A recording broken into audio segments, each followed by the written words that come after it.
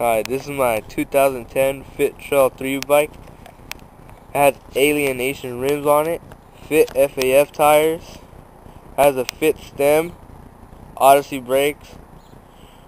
It's a full chromoly frame, all bars and fork. Bars are like 8.25 inch rise, and it has a Fit sprocket, and I put some hollow plastic pedals on it.